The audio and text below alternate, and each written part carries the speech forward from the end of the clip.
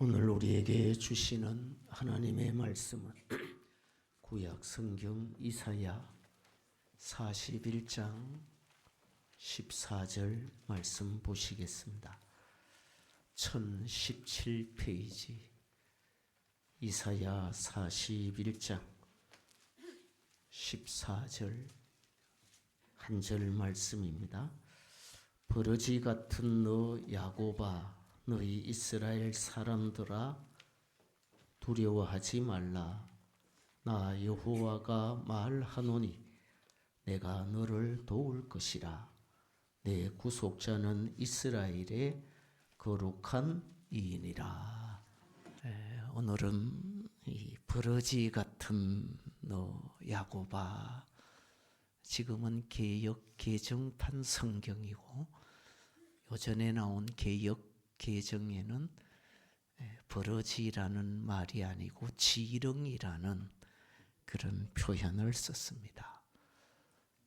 버러지 같은 야곱, 지렁이 같은 야곱. 왜 하나님께서 이 야곱은 우리가 잘 알잖아요. 이스라엘 이름이 바뀌어서 이스라엘이 된 족장 중에 한 분, 개인적으로 성경에 가장 복을 많이 받은 분,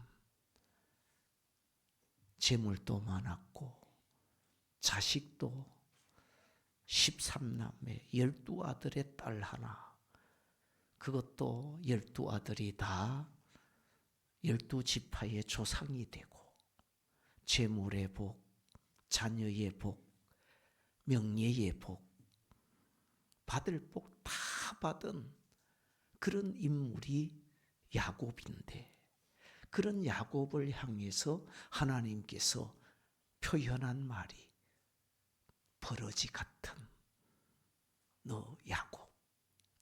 어떻게 들으면 좀 기분 나쁘지 않을까요? 야, 이 버러지 같은 놈아, 자식을 향해서 그렇게 말씀하시는 지체 높으신 부모님 없을 것 같습니다. 그래도 복받을 놈이라고, 다 코 풀 때 흥하라고 그렇게 우리가 하잖아요. 참, 뭔 말인지 잘 모르시면 할 수. 요즘에는 코 올린 애가 없지만은 국민학교 세대들은 다 코를 한 20cm 흘린 기록적인 우리 동네의 중철이라고 하는 그런 후배가 있었어요. 저도 흘렸어요. 안 흘린 사람은.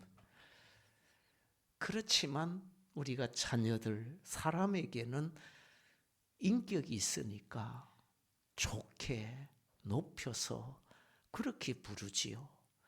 근데 하나님이라고 해서 그 야곱을, 야, 이 버러지 같은 야곱아, 어떻게 보면 좀 기분도 나쁘고 자존심도 상하고 무시당하는 것 같고 뭐 그런 느낌이 들어요.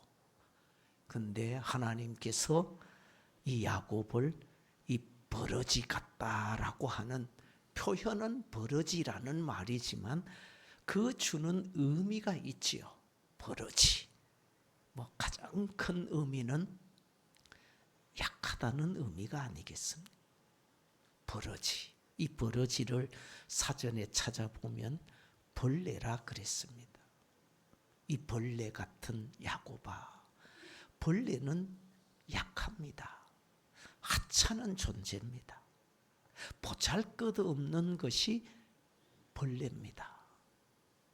벌레는 사람의 벌레를 보면 혐오를 느껴요.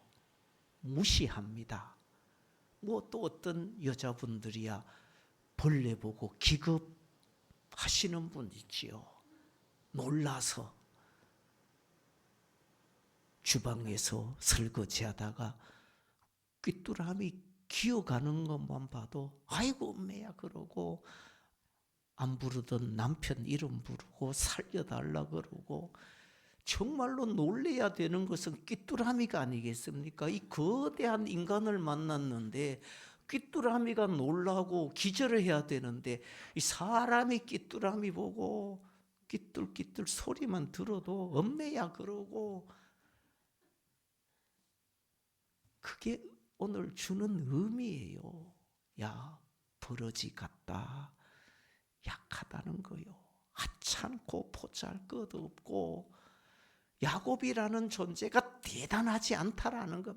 바꾸어 말하면 오늘 우리 인간, 하나님 앞에선 우리 인간은 한없이 무력한 존재다.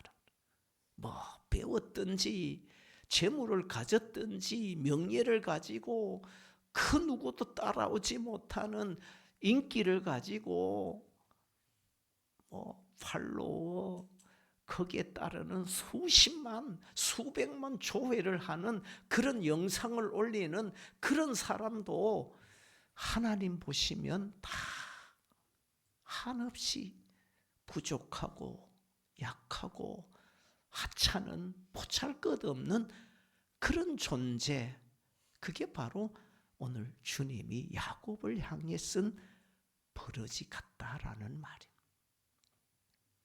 근데 언제나 성경에 보면 하나님은 그런 버러지 같은 이 약하고 약한 자를 하나님께서 도구로 쓰시더라고. 하나님이 하시는 사역에 언제나 강한 자, 힘 있는 그런 자를 쓰신 분이 아니에요. 아무것도 상대적으로 누가 봐도 비교도 할 수 없는 골리앗 앞에 다윗을 세웁니다.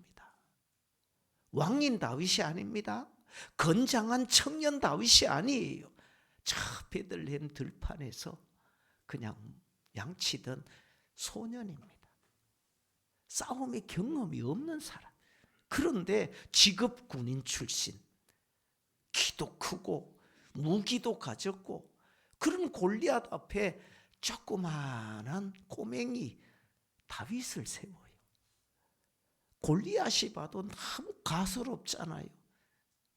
비웃습니다. 네가 나를 개같이 여기느냐고. 얼마나 골리앗이 자존심 상했으면 이스라엘에 그렇게 인재가 없고 그렇게 싸울 만한 배짱이 있는 용사가 없어서 너같이 이 조그만한 꼬맹이를 보냈느냐고. 골리앗이 그렇게 말한 거예요. 우리가 다 아는 결과는 골리앗이 졌어요. 다윗이 이겼더라고요. 하나님께서 이스라엘에 정말로 힘 있는 사람을 보냈더라면 어떻게 됐을까요? 아마 성경에 안 나왔을 것 같습니다. 저 보잘것없는 심부름 왔다가 골리앗 맞이한 다윗 한 방에 쓰러뜨리잖아요. 골리앗 장군 앞에 선 이 다윗이 바로 버러지와 같은 거예요. 약한 자예요. 우리가 잘 아는 출애굽, 이스라엘 백성들이 애굽에 430여 년 종살이하다가 모세를 통해서 애굽을 탈출하는 출애굽 과정을 알아요.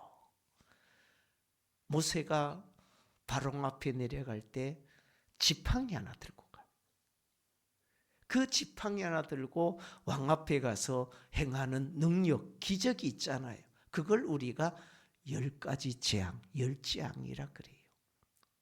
하나님이 내리신 재앙입니다. 근데 그 10재앙에 나오는, 하나님이 그 10재앙을 내리기 위해서 쓰였던 것들이 다 버러지들입니다. 두 번째 재앙, 첫 번째 재앙은 물이 변해서 피가 되는 거예요. 두 번째 재앙이 개구리입니다. 개구리가 강한가요? 개구리 강하지 않습니다. 우리가 어릴 때 놀던 때가 있잖아요. 개구리 약합니다. 그 개구리가 바로 왕궁의 침상에도 올라가고 떡반죽 그릇에도 들어가서 울어요. 그러니 바로 왕이, 그 힘센, 그 강한 바로 왕이 손을 들어요. 항복해요. 바로 왕 앞에 재앙으로 쓰였던 개구리가 바로 벌어집니다. 약한 거예요. 세 번째 재앙이 뭐예요? 이라고 하는 재앙. 이 티끌을 던졌더니 이가 내린. 이를 잘 모르시나? 치아를 말하는 게 아닙니다. 국민학교 세대들은 너무도 잘 알아요.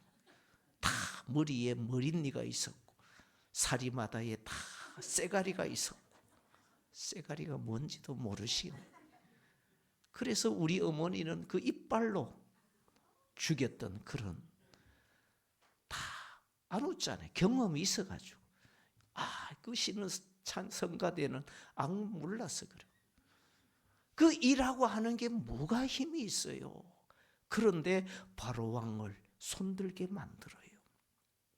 이스라엘 백성들, 모세에게 백성들 데리고 가기는 가되 멀리 가지 마라. 손들어요. 바로 앞에 그 쓰였던 그 이가 바로 약한 버러지입니다. 버러지. 네 번째 재앙이 팔입니다. 팔이, 우리가 말해요. 팔이 목숨이라고. 날아가지만은 우리가 한번 박수 치는데 파리가 죽었어요. 그게 팔입니다. 팔이 한없이 약한 거예요. 파리새들 한번 딱 때리면 유언도 못하고 나가 죽어요. 그런 파리가 바로왕궁을 점령합니다. 바로왕의 권세를 점령합니다. 바로왕이 견딜 수가 없어서 모세를 불러요. 가라. 가기는 가되 너희 남자만 가. 못 가게 합니다. 여덟 번째 재앙에 가면 또 한 마리가 나와요. 그게 메뚜기입니다. 메뚜기 강하지 않잖아요. 그런데 그 메뚜기가 애굽 온 전역에 농작물을 해쳐요. 갉아먹어요. 열매가 없어요. 그 메뚜기 때에 바로왕이 또 한 번 굴복합니다. 다 하나님이 쓰시는 것, 역사를 일으키는 것은 강한 게 아니에요. 다 버러지. 신약 성경에도 한 사람이 나와요. 바로 헤롯 왕이라고. 우리가 성경에는 헤롯 왕이라고 이렇게 한 번 나오지만은 사실 성경에는 헤롯 왕이 한 여러 번 나옵니다. 예수님 당시에 박사들에게 속은 줄 알고 베들레헴 동네에 2살 아래의 사내 아이를 다 죽이라 명한 그 헤롯은 우리가 헤롯 대왕이라 그럽니다. 그냥 헤롯이라 그러지만 첫 번째 헤롯 대왕, 그의 아들이 또 헤롯이라 그러는데 진짜 이름은 헤롯 아켈라오입니다. 그리고 또 하나 아들이 있는데 헤롯 안티파스라 그래요. 그리고 세례 요한을 목베어 죽인 그런 헤롯이 바로 이 헤롯 안티파스. 사도행전 12장에 나오는 하나님께 영광을 돌리지 않고 하나님께서 쳐서 죽임 당했던 그 헤롯 아그리빠 1세라 그럽니다. 헤롯 왕이 하나님께 영광을 돌리지 않으므로 헤롯이 어떻게 죽습니까? 신복 있게 죽지 않습니다. 벌레에게 물려 죽습니다. 충이 먹어 죽었다 그래요. 벌레에게. 그 헤롯 왕도 그 벌레에게 먹혀 죽임당한, 하나님께서 늘 보면 하찮고 보잘것없고 미약한 그런 존재를 들어서 사도 바울이 고린도전서 1장에 말한 것처럼 하나님은 약한 자를 들어서 강한 자를 부끄럽게 하시고 없는 자를 들어 쓰셔서 있는 자를 부끄럽게 부끄럽게 하시고 배우지 못한 그런 자를 하나님께서 붙잡아 쓰셔서 지혜로운 자, 문벌 있는 자를 꺾으시는 하나님이더라. 우리가 다 그런 존재, 우리가 하나님 앞에 내세울 것 없다라는 거예요. 인간은 다 야곱과 같은 존재. 내가 가지고 있다고 큰 소리 칠 것 없고, 내가 조금 일어섰다, 성공했다, 부유하다 큰 소리 칠 게 없어요. 그냥 다 하나님 보시면 우리는 한없이 약한 바로 버러지와 같은 존재다라는 것입니다. 그러니 우리가 사는 길이 딱 하나밖에 없어요. 우리가 버러지 같기 때문에 사는 길, 오늘 성경이 이렇게 말합니다. 너희 이스라엘 사람들아 두려워하지 말라. 나 여호와가 말하노니 내가 너를 도울 것이라고. 버러지가 사는 길은 하나님의 도움을 받는 길밖에 없다. 하나님이 도와주셔야 살 수가 있어. 하나님이 지켜주시고 원수를 막아주시고 온갖 위경에서 우리를 끄집어내 주시면 내가 사는 거지, 내 힘으로 아등바등 기쓰고 애써봐야 그런 수고를 성경은 헛수고라 그래요. 내가 아무리 해봐도 안 되는 거예요. 그래서 하나님께서 버러지 같은 야곱, 너 두려워하지 마라. 내가 너를 도와주겠어. 내가 너의 구속자가 되어주겠다고. 그러니 우리가 야곱, 버러지 같은 야곱이 살 수 있는 유일한 길은 하나님의 도움을 받는 거예요. 하나님이 나를 도와주시면 나는 안전한 거예요. 그래서 시편에 말씀합니다. 낮의 해도 밤의 달도 너를 상치 못하리라고. 내 우편에서 그늘이 되시는 하나님이라고. 다윗은 시편 18편에 말합니다. 나의 힘이 되신 여호와라고. 나의 힘은 내가 가진 힘이 아니라 하나님이 나의 힘이라고. 바울이 그렇게 고백합니다. 내게 능력 주시는 자 안에서 내가 모든 것을 할 수 있다고. 바울이 가진 경험도 노하우도 지식도 시민권도 그게 아니에요. 하나님이, 주님이 나에게 힘 주시면, 능력 주시면 나는 할 수 있다고. 하나님이 도와주셔야 된다. 작금의 현실이 참 어렵지요. 인류 역사는 전쟁의 역사라 그래요. 지금도 우리나라는 전쟁 중이 아닙니다. 휴전 중이죠. 그러나 지금 세계에도 전쟁하고 있잖아요. 우린 전쟁 당사국은 아닌데도 전쟁의 영향 아래 있잖아요.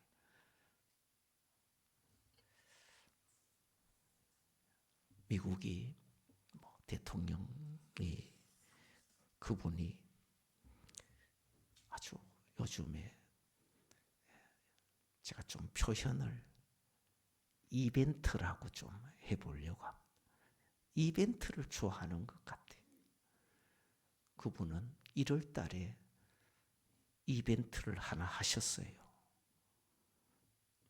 베네수엘라 대통령을 그냥 납치해가 오시더라고요. 아마 베네수엘라는 얼마나 수치였을까. 자국의 대통령이 납치되도록 지켜주지 못한 것. 재판 세우게 되고 하여튼 그렇습니다. 우리는 먼 나라 저 남미 쪽에 있는 이 얘기여서 뉴스만 듣고 그래요. 어쨌든 대단한 미국 같아요. 그 한 나라의 대통령을 납치해 올 정도면 정보력, 힘 얼마나 대단하겠어요. 1월 달에 했습니다. 2월 달에 또 한 번 이벤트를 하셔요. 조금 올라와서 멕시코에 사더라. 멕시코의 마약 두목왕. 이름이 엘 멘초라고 하는 두목이다. 그 두목을 애인과 함께 있는데, 연인과 함께 있는데 막 죽여버리는. 멕시코가 또 하면 이 3월에 지금 이벤트를 이란의 최고 지도자 하메네이와 그 군부 그분들을 일순간에 지휘부를 초토화시켜가지고 이스라엘과 전쟁하고, 이란이 미국을 포를 못 사니까 가만히 있는 옆에 있는 아랍에미레이트, 사우디아라비아 그쪽을 또 공격하니, 또 우리 청년이가 있는 레바논 또 이렇게 되고, 이게 참 불안한 거예요. 두렵잖아요. 무섭잖아요. 우리는 다 야곱과 같이 버러지같이 약한데 강한 이 강대국들이 이렇게 하니까 어른들 말대로 고래 싸움에 새우가 터진다고. 우리가 힘든 거예요. 우린 총도 안 쏴고 가만히 있는데 기름값이 막 올라가. 앞으로 주일날 교회 올 때 자기 차 끌고 오지 말아요. 기름값 올라가는데 우리 차 타고 다녀. 다 교회 차 돌려요. 그래서 기름값이 막 올라가고, 그렇게 올라가던 주가가 하루아침에 최고의 낙폭이 돼. 우리나라는 평안한데 저 중동에서 포탄이 터지니까 여기가 바로 전쟁의 영향을 받는. 그러니 이제는 전쟁이라고 하는 것이 어느 국지적 어느 지역이 아니라 전 세계가 영향을 받는. 언제 될지 모르지만 빨리 끝나야 되지 않겠어? 이런 불안한 시대, 늘 강대국들의 그 속에 피해를 당하는 약한 존재를 오늘 성경에는 이 버러지라고 하는 표현을 쓴 거.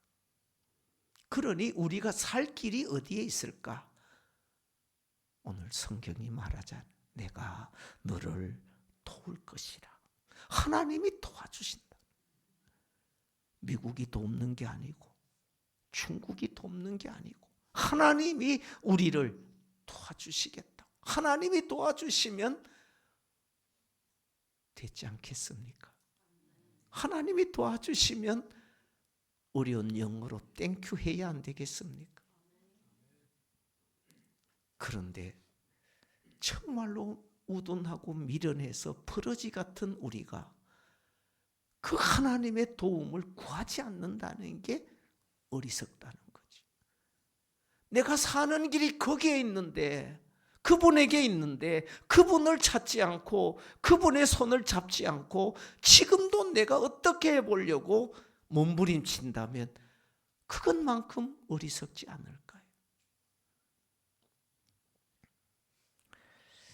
헨리 나우엔이라고 하는 그 신학자가 있습니다.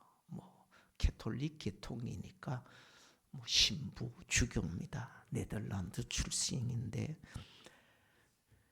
그분이 여러 책도 쓰시고 영성신학가로서 글도 남기고 했는데, 그가 한 말 속에 이런 게 나와요. 서커스단 얘기를 합니다. 서커스가 아주 그냥 평범한 사람들이 보면은 박수치고 감탄하고 와 그러잖아요. 공중제비 돌고 기괴한 행동을 합니다. 보통 사람들이 못하는 걸 하잖아요. 서커스가. 그 서커스단이 막 공중에서 사람이 돌고 하는 거, 그게 중요한 것이 하나가 있는데, 이 나우엔이라는 사람의 말을 빌리면 공중을 제비 돌 때에 그를 잡아줄 사람을 믿는 게 중요하다. 내가 아무리 공중을 2바퀴 3바퀴를 돌아도 딱 잡아줄 사람을 내가 신뢰하지 못하면 그 사람은 못 돈다는 거예요. 내가 몇 바퀴 돌든지 딱 내 손 잡아서 떨어지지 않게, 다치지 않게, 부러지지 않도록 잡아주는 사람, 그 사람을 절대적으로 신뢰해야 그런 서커스단에 고개를 할 수가 있다. 그런 얘기를 해요. 잘 이해가 안 되잖아요. 이런 얘기입니다. 우리가 어릴 때 자전거 탈 때 처음 타면 요즘엔 3발 자전거 나오지만 그때는 다 2발 자전거. 뒤에서 잡아야 됩니다. 형이 잡든지 오빠가 잡든지 아빠가 잡든지 꼭 잡고 뒤에서 밀고 가고 타고 갑니다. 잘 가잖아요. 근데 한참 가다가 그냥 놓잖아요. 그럼 앞에 탄 애는 꼭 잡아야 돼. 절대 놓치면 안 돼. 그러지만은 벌써 손 놓고 갔잖아요.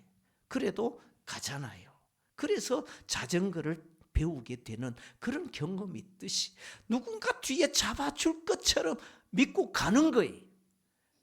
그 잡아주는 사람을 믿지 못하면 안 타지요. 오늘 내 인생에 잡아주는 분, 그분이 바로 나를 도우시는 전능하신 하나님인 줄로 믿습니다. 그래서 나우엔이 한 단어가 있습니다. 말이 있습니다. 하나님은 위대한 캐쳐가 되신다. 캐쳐가 뭔지 아십니까?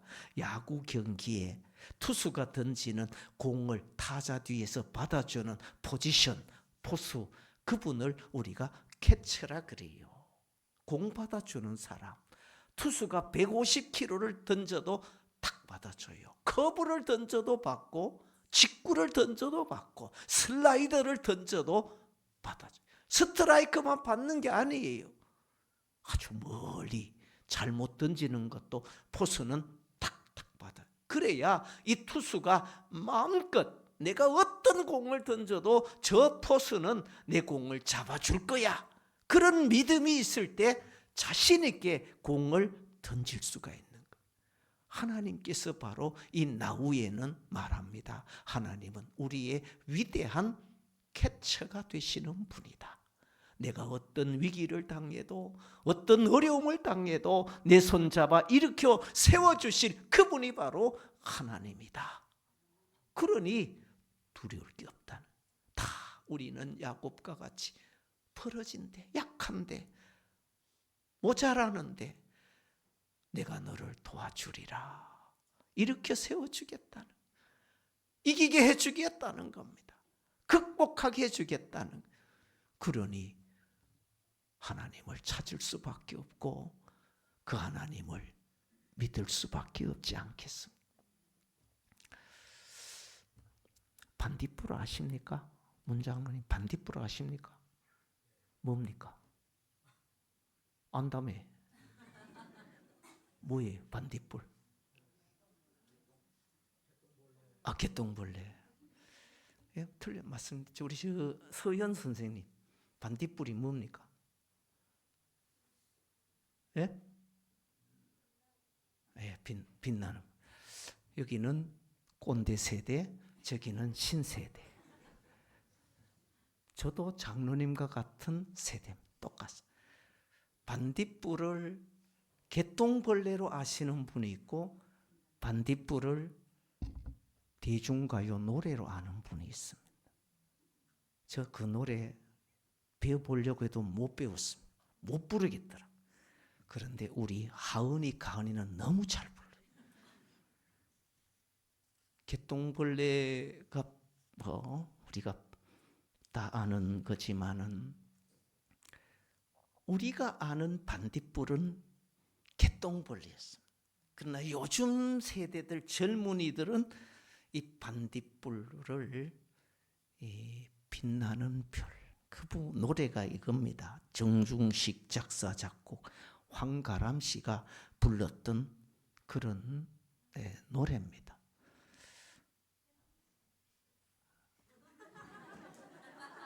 얼마나 부르고 싶은지 한번 불러보라고 내가 얘기하고 싶어요. 노래방에 가서 가장 많이 불렀던 애창곡 1위가 바로 이 반딧불이었습니다. 나는 내가 빛나는 별인 줄 알았어요. 한 번도 의심한 적 없어. 뭐 하여튼 그래. 제가 아무리 부르려고 해도 안 되는 거예요. 그래도 괜찮아. 뭐 그런 가사 한번 찾아봐서 해보세요. 거기에 벌레가 나오더라고요. 자기는 하늘에 빛나는 별인 줄 알았는데 빛나는 별이 스타가 아니라, 유명한 스타가 아니라, 성공한 사람이 아니라 나는 밤하늘에 조그만하게 빛나는 벌레, 개똥벌레였다는. 그래도 괜찮아. 나는 빛나는 별이 될 테니까. 아주 희망을 주는 그런 좋은 가사, 좋은 의미의 노래입니다. 지금은 내가 개똥벌레처럼 그런 벌레와 같은 자예요. 그런데 나는 언젠가는 하늘에 빛나는, 저 빛나는 별이 스타잖아요. 빛나는 스타가 될 수 있다. 희망을 주는, 소망을 주는, 위로를 주는 그런 대중가요더라고요. 우리가 그런 존재예요. 나 스스로는 그냥 개똥벌레, 밤하늘에 빛나는 그런 벌레였는데 하나님이 나를 도와주시니 나는 개똥벌레가 아니라 빛나는 하나님 나라의 스타가 된다. 이게 위로잖아요. 이게 소망이잖아요. 그런 기대와 바람 속에 살아가야 돼요. 그러기 위해서 나는 누구를? 나를 도우시는 하나님, 나의 구속자가 되시는 하나님을 찾고 그 하나님의 손을 붙잡고 그 하나님과 동행하면 내 삶은 열려진 시온의 대로가 될 줄로 믿습니다. 벌레 같은 약하고 무능하고 보잘것없지만 하나님이 나를 도와주시면 너는 보배롭고 존귀한 자가 된다. 하나님께서 신명기 33장 29절에 이렇게 말합니다. 야곱의 이름이 이스라엘이잖아요. 이스라엘이여, 너는 행복한 사람이로다. 야곱이, 이스라엘이, 너는 버러지 같았지만 하나님께서 도와주시고 너의 구속자가 되시니 너는 행복한 사람이라. 버러지 같은 우리가 하나님이 나를 잡아주시니 이제는 행복한 사람. 그게 예수 믿는 축복이고 기쁨이 아닐까요? 나는 버러지 같을지라도 주님께서 나를 행복한 자로, 복된 자로, 부유한 자로, 세상을 이기는 능력자, 강한 자로 세워주실 줄로 믿고 오늘도 내 손잡아 이끌어주시는 전능하신 주님과 함께 살아 승리하는 성도들이 되시기를 축복합니다. 하나님 아버지, 주의 은혜와 사랑으로 살아가는 저들, 주께서 우리를 붙잡아 주시고 도와주셔서 한없이 부족하고 우둔하고 미약하고 약하지만 주님 세우시는 자리, 보내시는 삶의 자리에서 하나님의 거룩한 뜻을 이루고 주의 영광을 드러내는 존귀하게 쓰임받는 우리 온 성도들 되게 하여 주옵소서. 예수님 이름으로 기도드리옵나이다. 아멘.